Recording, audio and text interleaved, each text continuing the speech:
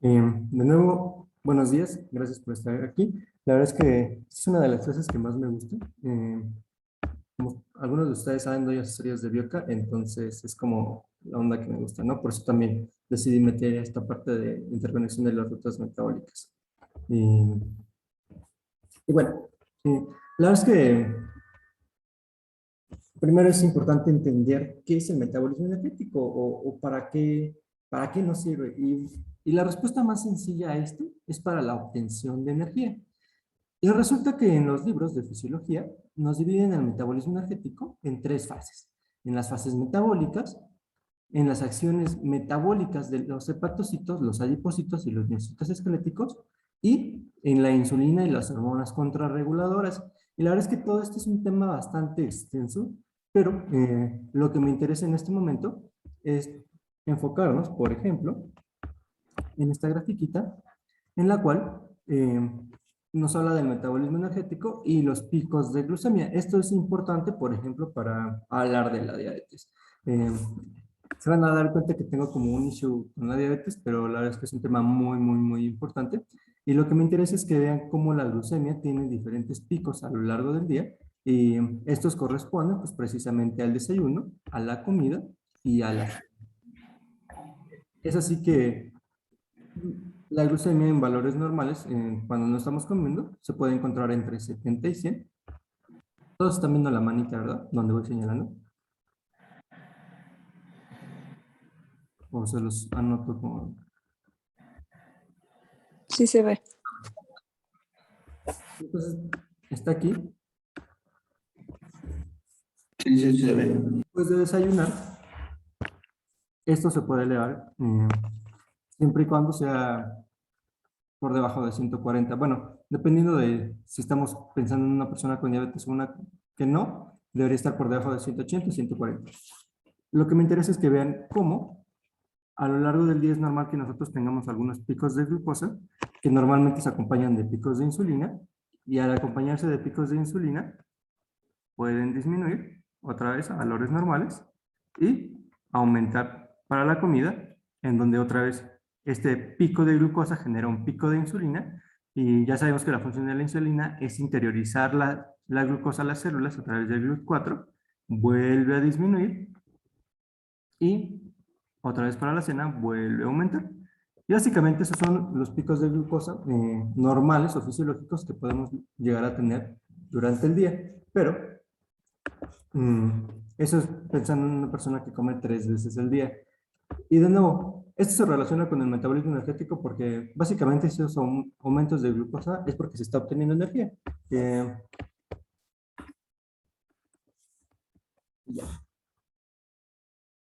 Eso es como de manera muy sencilla. Ahora bien, este esquema es del Verne, pero me gusta bastante porque nos habla de las entradas, ¿no? Que básicamente son las fuentes de los combustibles y podemos pensar en las macromoléculas que eventualmente, bueno, en los polímeros que se convierten a monómeros.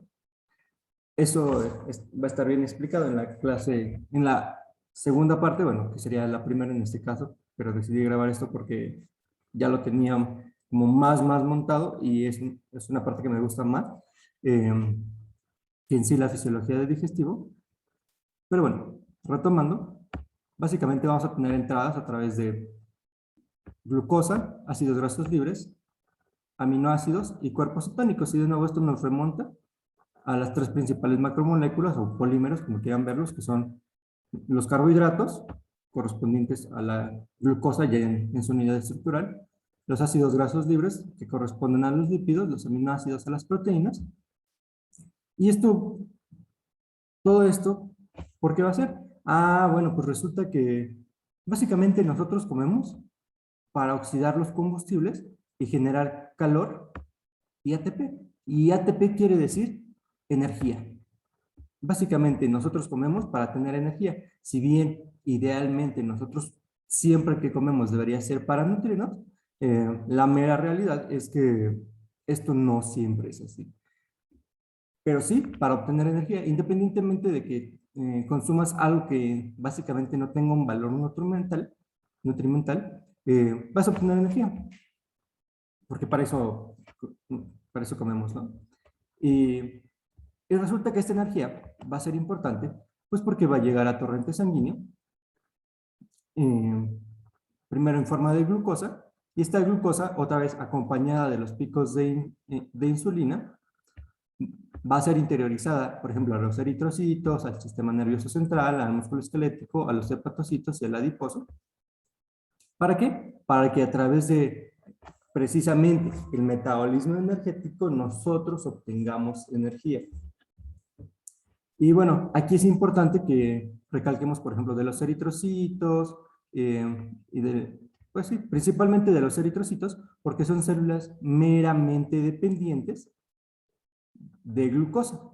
Es decir, por ejemplo, retomando a los cuerpos cetónicos, y esto tiene mucho que ver, por ejemplo, con las dietas cetogénicas, y que su principal objetivo es utilizar a los cuerpos cetónicos como fuente de energía, y yo no les digo que no, sí se puede y tiene un fundamento bueno, la verdad es que su fundamento es bueno. Células como los eritrocitos y las células del sistema nervioso central podrían verse afectadas por meramente la utilización de cuerpos cetónicos, ya que los eritrocitos sí o sí necesitan de glucosa y las células del sistema nervioso central, como lo son las neuronas, prefieren la glucosa. Si bien pueden trabajar con cuerpos cetónicos, es más fácil que trabajen con glucosa, ¿vale? De nuevo, podríamos tener una clase nada más para hablar de dietas cetogénicas y ayunos intermitentes, porque son cuestiones muy interesantes y no es un no definitivo, pero excede la plática de hoy. Pero quiero preguntarles si me he dado a entender hasta el momento, o tienen alguna duda en particular. ¿Estamos bien? Sí, gracias. Aquí va.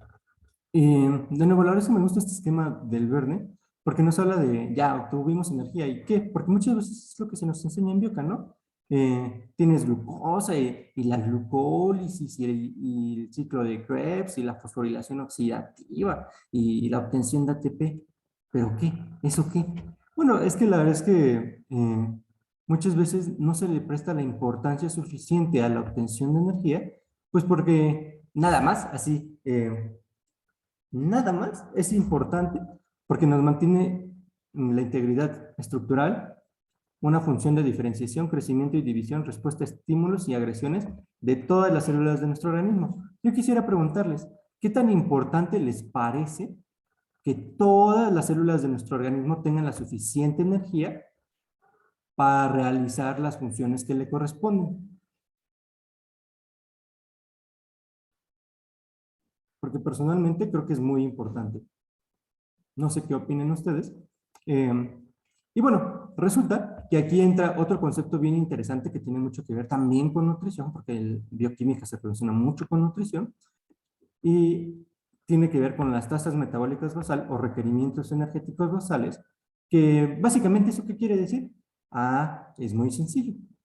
La tasa metabólica basal, que se traduce en el requerimiento energético basal, es la energía que nosotros necesitamos para estar vivos durante un día, o sea, para realizar nuestras funciones fisiológicas meramente.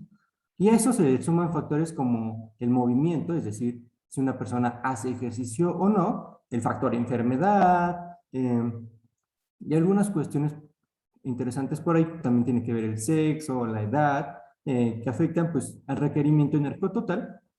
Básicamente quiere decir lo que necesitamos en un día para estar vivos y hacer todas nuestras actividades cotidianas, ¿vale?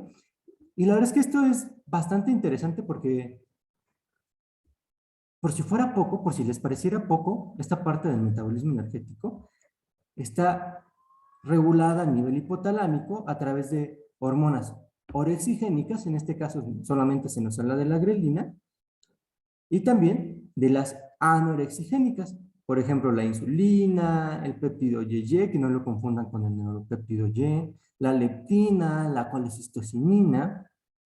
Es decir, todo es un proceso que está regulado, de hecho, en el resumen que se les va a entregar de las clases de fisiología del digestivo, yo creo que, bueno, ya lo comencé, y decidí meterles tablitas precisamente de las hormonas que regulan todo este proceso digestivo a través del hipotálamo. ¿Y eso qué quiere decir? Ah, pues recordemos que en el hipotálamo se encuentra el centro de la saciedad. Y si tú estimulas al centro de la saciedad, por ende, vas a disminuir la ingesta de alimentos. ¿Por qué? Pues porque ya estás lleno. Y si tú lo inhibes, por otra parte, vas a comer más, ¿no? De nuevo, esto depende de si la hormona es orexigénica, que te da hambre, o lo inhiben. ¿Por qué? Pues porque ya comes, ¿vale? Y para que se les quede más fácil, las hormonas son anorexigénicas porque vienen de la palabra, o se relacionan con la palabra anorexia. ¿Qué hacen las personas que tienen anorexia? Pues no comen. Entonces, hormonas anorexigénicas son aquellas que inhiben la ingesta de comida, o sea que ya está ahí. Y las orexigénicas básicamente son las que te dan hambre, ¿vale? ¿Sí me di a entender con esta parte? ¿O quieren que busque otra manera de explicarlo? ¿Qué comienza? Ya sé que es temprano, pero... Todo bien, gracias. Pero bien, resulta que, de nuevo, todo esto está relacionado también con cuestiones neuronales, con la disponibilidad de energía que tengamos y, por tanto, hay una íntima relación entre la energía que nosotros tengamos disponible y la necesidad de nuestros tejidos. Por ejemplo, si nosotros tenemos bajos niveles de glucosa, esto se va a regular hipotalámicamente. También recordemos que hay distintos centros que son muy importantes. Por ejemplo, a nivel de la pituitaria, esto va a estimular la corticotropina y a su vez va a estimular a la corteza adrenal.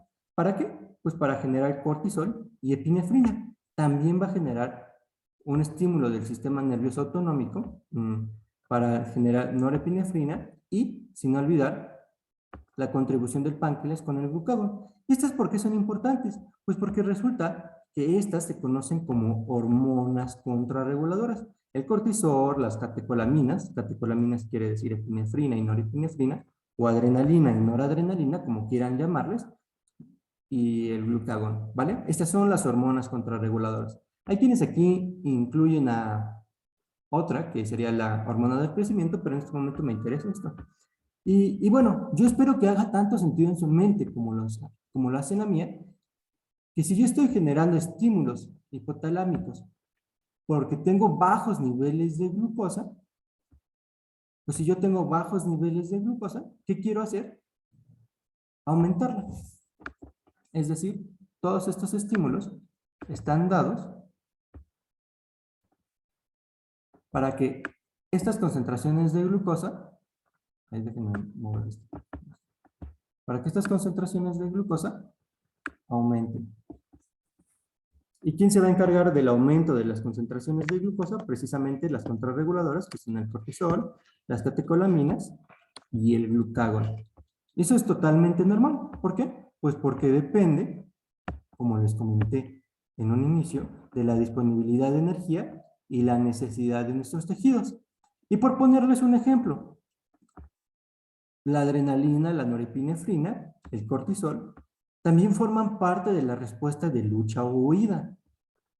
¿Y qué es la respuesta de lucha o huida? Bueno, eso en medicina pues, lo conocemos como toda la respuesta, aquella respuesta fisiológica que se genera precisamente ante una agresión o una situación de miedo. Y a lo mejor ahí no siempre necesitas tener tus niveles de glucosa bajo. Simplemente tienes un estímulo que como no hay mucho que explicar. Respuesta de lucha o huida. ¿Qué quieres hacer? ¿Quieres luchar o huir? Y para ambas situaciones van a aumentar las necesidades de tus tejidos. ¿Por qué?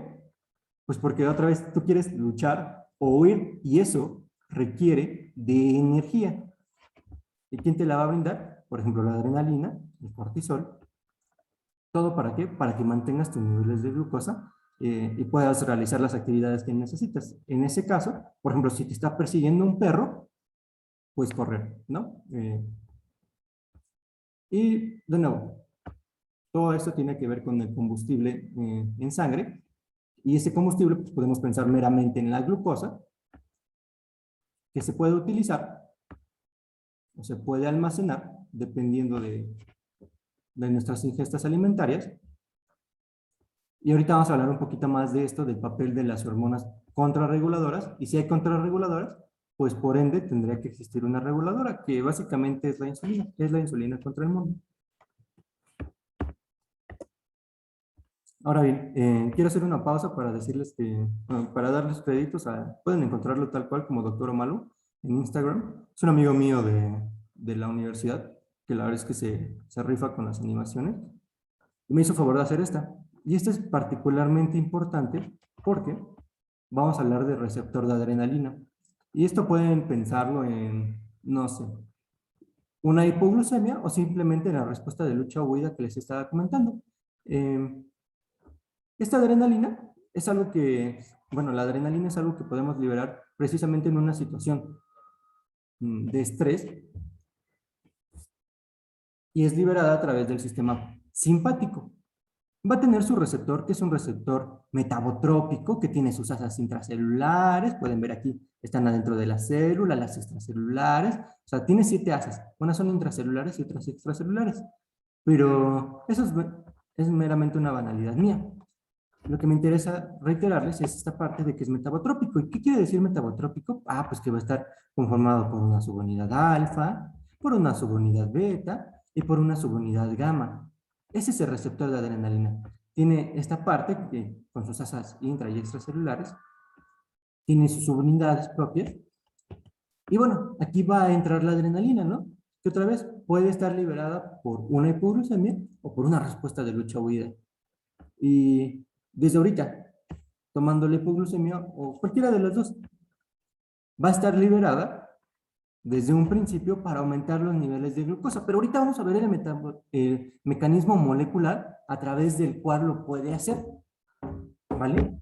Básicamente, esta adrenalina se une al receptor y esto va a generar un cambio conformacional. Vean cómo se empieza a mover ese receptor. O sea, ya está bailando.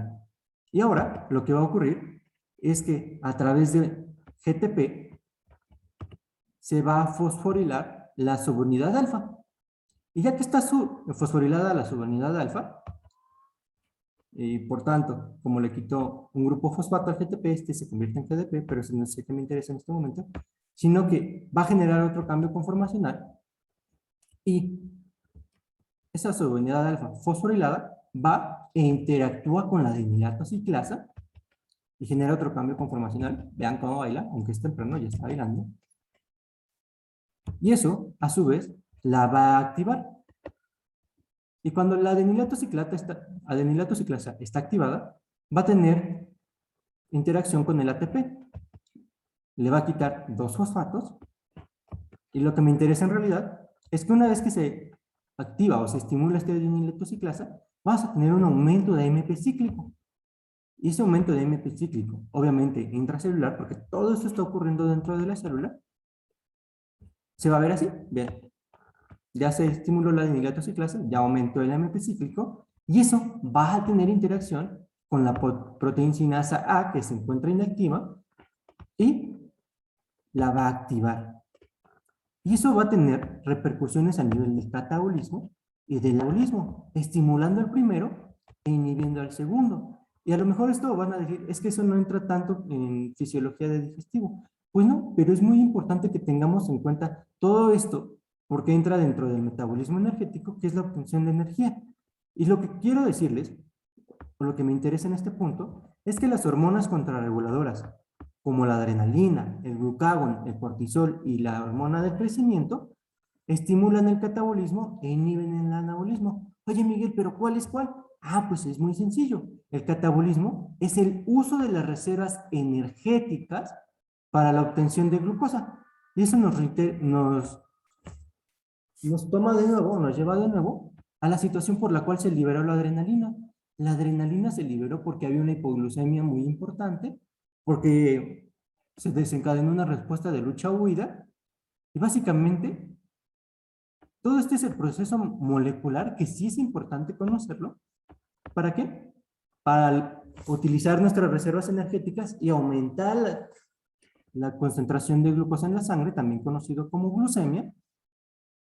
Y básicamente lo que hacen es eso, movilizar las reservas energéticas, y eso quiere decir catabolismo. ¿Y yo cómo sé cuáles son las rutas metabólicas del catabolismo? Ah, pues es muy sencillo, aquellas que lleven lisis, por ejemplo, glucogenólisis, lipólisis, proteólisis, y la única que rompe la excepción es la gluconeogénesis, que es la formación de nueva glucosa.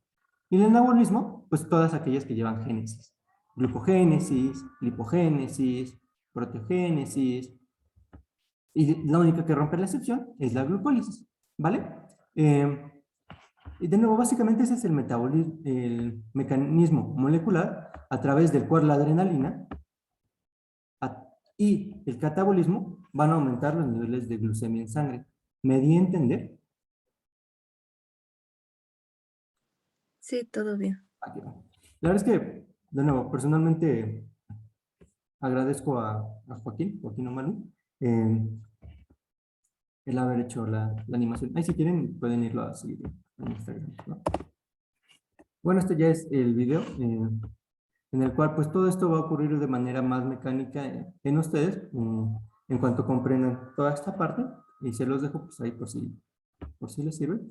Pero básicamente nuestro cuerpo es tan rápido que en lo que nosotros procesamos esto, él ya liberó adrenalina y ya está estimulando el catabolismo. ¿Para qué? Para que no nos quedemos sin glucosa y podamos seguir con nuestra vida.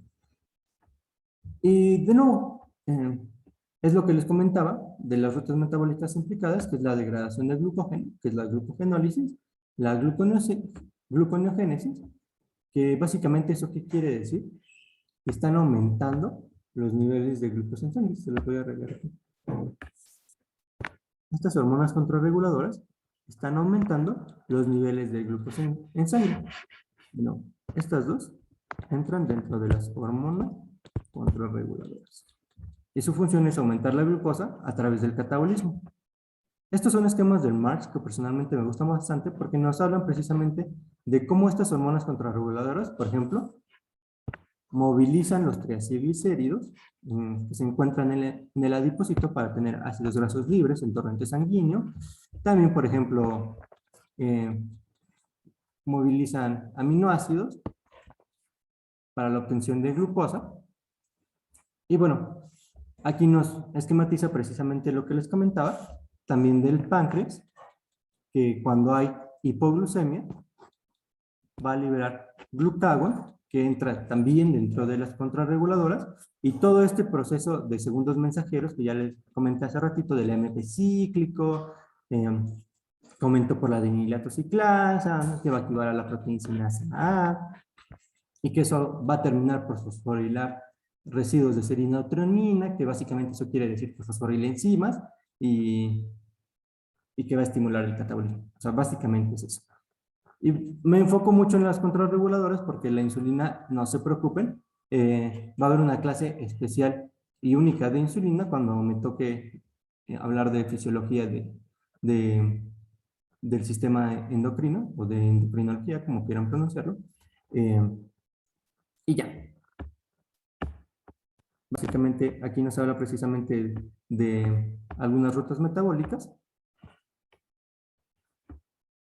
y de cómo el catabolismo está a cargo de las catecolaminas y las contrarreguladoras. Esta en realidad no es mi intención leérselas, solo es para que vean cómo se pueden modificar ciertos parámetros tras el ayuno y tras una comida mixta, pero de nuevo esta no es mi intención explicárselas o leérselas, más bien lo que me interesa es que vean, cuando hay ayuno, espero que tenga sentido en su mente que si hay ayuno, es decir, no he comido, bajen los niveles de glucosa. Se los doy a rayar. Bajen los niveles de glucosa. Y si bajan los niveles de glucosa, les reitero, eso va a estimular la liberación de las hormonas contrarreguladoras. ¿Y de qué se encargan las hormonas contrarreguladoras? De manera muy sencilla, una vez que se aumentan esas hormonas contrarreguladoras, lo que nos interesa es aumentar la glicemia. Y eso va a estar dado, antes de aumentar la glicemia, se va a estimular el catabolismo, que es lo que les he estado diciendo toda la clase, a través de la glucogenólisis y la gluconeogénesis. Y ahora sí, la función de estas rutas metabólicas, como les comenté hace rato, es movilizar las reservas energéticas. ¿Para qué? Para aumentar los niveles de glucosa en sangre. Y todo eso es a través de la movilización de reservas energéticas, como los lípidos, el glucógeno y algunas otras cosillas que tengamos por ahí, ¿no? Pero eso es en el ayuno. En la comida, de nuevo, eso va a ser algo que vamos a tocar más cuando hablemos de endocrino, porque tal cual es de insulina y cómo actúa esta. Ay, no sé.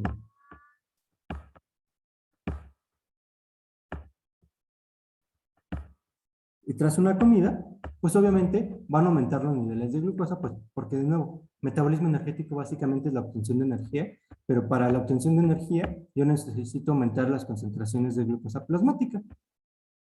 Pero una vez que yo ya aumenté los niveles de glucosa plasmática, como normalmente nosotros los mexicanos, y sobre todo en estas fechas tan ricas que hay pozolito y toda la onda, pues ya comimos, aumentamos, cumplimos nuestras reservas energéticas, nuestros requerimientos energéticos totales, y una vez que nosotros cumplimos nuestros requerimientos energéticos totales, pues por ejemplo, disminuye la utilización de las reservas, y como acabamos de comer, pues nosotros incluso podemos darnos el lujo de almacenar esa energía. Por ejemplo, principalmente a través del glucógeno. Eso es lo que quiere decir esa tablita. Aquí es una relación entre cómo, mientras vaya disminuyendo las concentraciones de glucosa, se libera, por ejemplo, glucagón, adrenalina, cortisol, que puede haber síntomas, y para hablar de hipoglucemia es importante recordar la triada de Whipple, que de manera resumida es: me siento mal, me doy cuenta que tengo hipoglucemia, me como unas gomitas, y no estoy bromeando, la guía de práctica clínica nos habla del consumo de gomitas de panditas, son 3 chiquitas si no mal recuerdo, y pues ya, con eso se te quita. O sea, básicamente empezaste a sentir mal, y cada quien tiene síntomas diferentes, les duele la cabeza, se ponen de malas, bueno, esto depende mucho de la persona, pero estos síntomas se dividen en adrenérgicos, bueno, algunos son los adrenérgicos y otros son los hipoglucémicos como tal. Y te das cuenta que si tenías hipoglucemia, comiste algo y ya se te pasó. Y esto puede progresar hasta convulsiones y cómo, ¿no?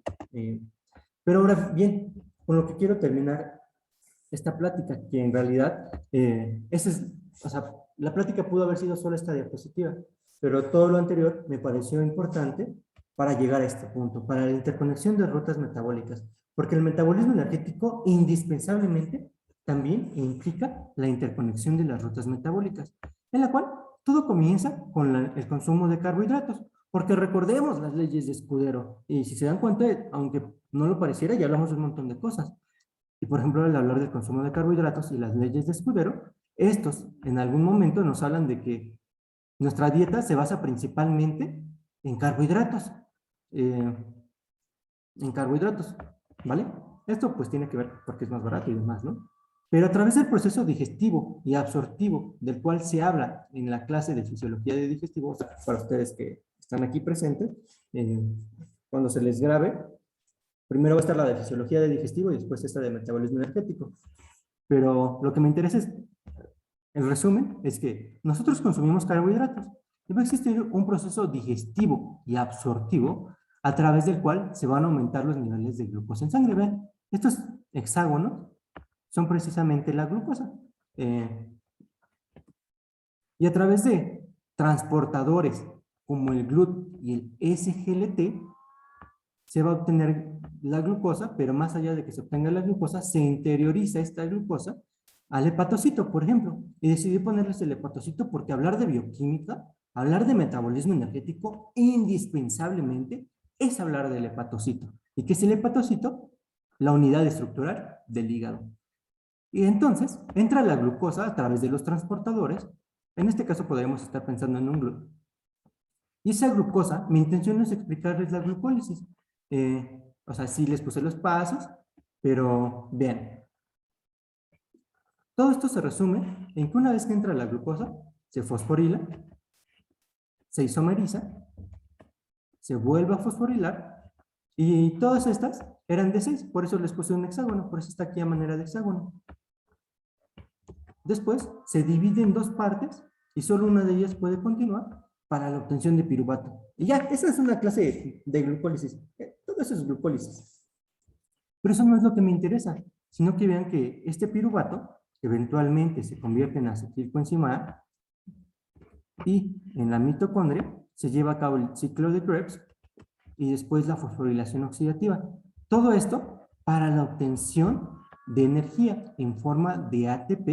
Y bueno, también entra el NAD fosforilado y reducido y el FAT fosforilado y reducido, pero básicamente el metabolismo energético es eso.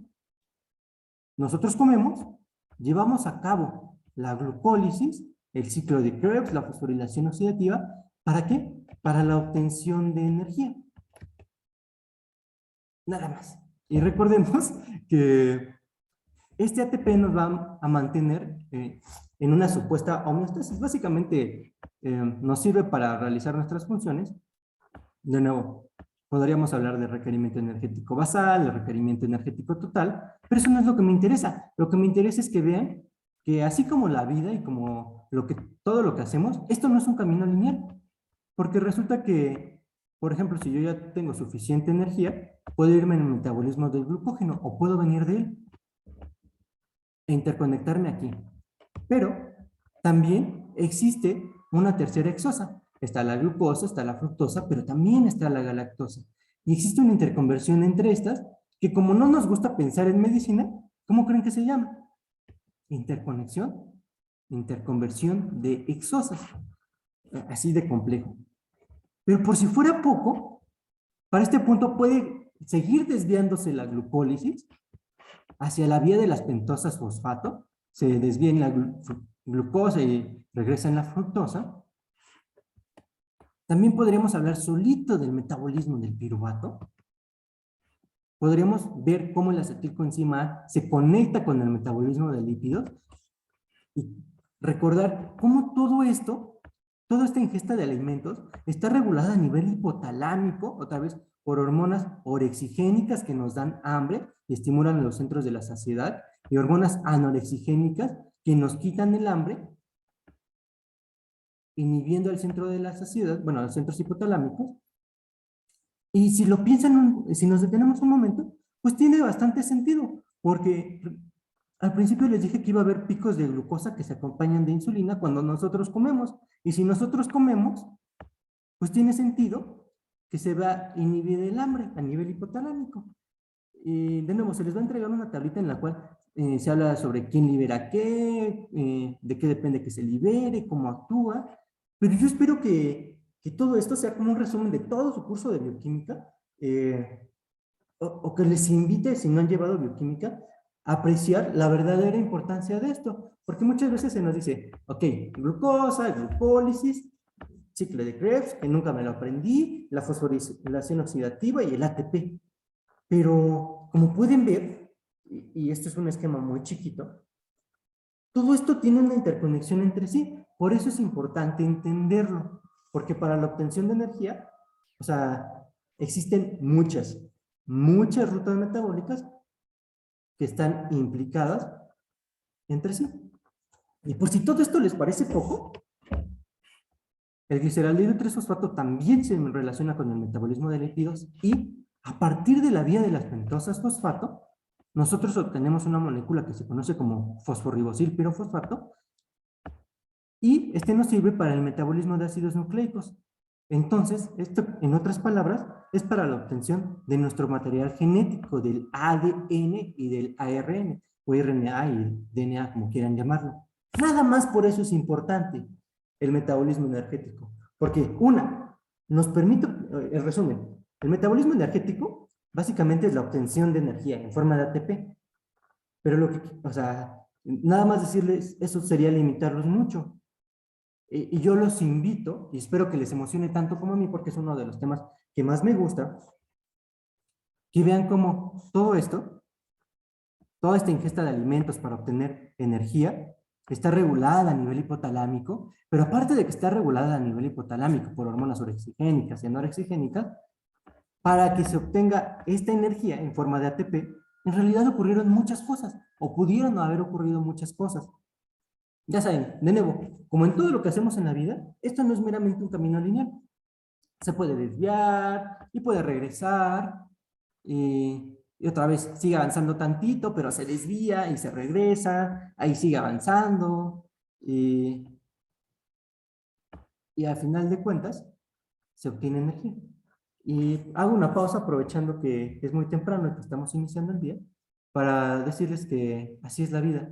No siempre todo es un camino lineal. A veces tenemos altas, a veces tenemos bajas, pero al final del día, aunque nosotros no entendamos por qué está ocurriendo algo, todo tiene su razón de ser.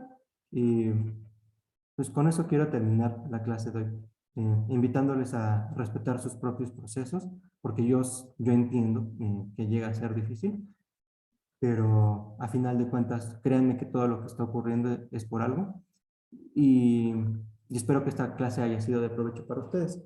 Eh, la verdad es que me quedé corto en las referencias bibliográficas. Esto es algo que he trabajado. Esta presentación es algo que he trabajado a lo largo de los últimos 2 años.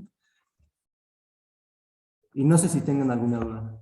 Yo me quedo aquí hasta que eh, no haya dudas. Si quieren ya pueden irse porque ya sé que muchos tienen clase. Pero si tienen alguna duda, yo me quedo aquí un ratito para resolver. La verdad es que me extendí un poquito más de lo que hubiera querido, pero es que es inevitable con estos temas. Si no hay más, muchas gracias por estar aquí y que tengan buen día. Gracias a ti, bye. Bye. Gracias, Miguel. Fue muy buena la plática. Bueno, la clase. No, gracias a ti por estar. Gracias, hasta luego. Luego.